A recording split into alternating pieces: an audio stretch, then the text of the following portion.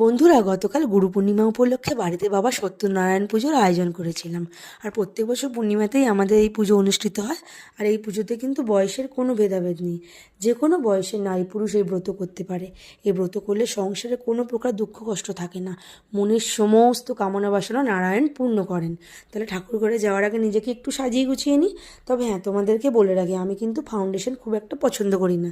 সামান্য একটু ময়শ্চারাইজার, তার সাথে কনসিলার আর একটু সামান্য ফেস পাউডার হলে আমার মেকআপটা জাস্ট কমপ্লিট হয়ে যায়। আমি কিন্তু হেভি মেকআপ একদমই পছন্দ করি না। তোমরা যারা যারা আমার এই ভিডিওটা দেখছো, যদি ভালো লেগে থাকে তাহলে চ্যানেলটা প্লিজ সাবস্ক্রাইব করে দিও। আর আমাকে এই লুকে কেমন লাগছে একটু কমেন্ট করে জানিয়ে দিও। চলো এবার যাওয়া যাক ঠাকুর ঘরের দিকে। তবে ঠাকুর ঘরে যাওয়ার আগে একটা কথা তোমাদেরকে বলি, যখন বিয়ে করে প্রথম এলাম, প্রথম বছর আমি এখানে লক্ষ্মী ঠাকুর প্রতিষ্ঠিত করি, যেটা আমার খুবই পছন্দের। আর যে কোনো অনুষ্ঠানে আমি লক্ষ্মী ঠাকুরকে পদ্ম ফুল আর জুঁই ফুল দিয়ে সাজাতে ভীষণ পছন্দ করি। তাহলে চলো যাওয়া যাক ঠাকুরঘরের দিকে। তবে হ্যাঁ, ঠাকুরঘরে গিয়ে কিছু ব্রত কথা শোনা যাক, চলো শুনি। ছড়া খলা করিবে আয়োজন, সওয়া গন্ডা গুবাক আর পন সওয়া পান, সওয়া সেরা চিনি কিংবা গুড় আর ক্ষীর, তাহাতে সন্তুষ্ট হই আমি সত্যপীর।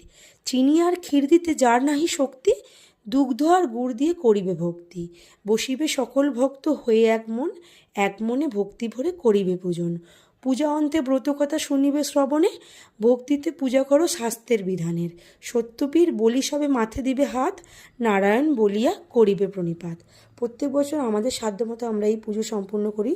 ঠাকুরমশাই প্রত্যেক বছর এসে সুন্দর করে সাজিয়ে হোম সম্পূর্ণ করেন। আর এই ঠাকুর পুজোয় আমরা খুবই ঠাকুরকে ভক্তি ভরে ডাকি।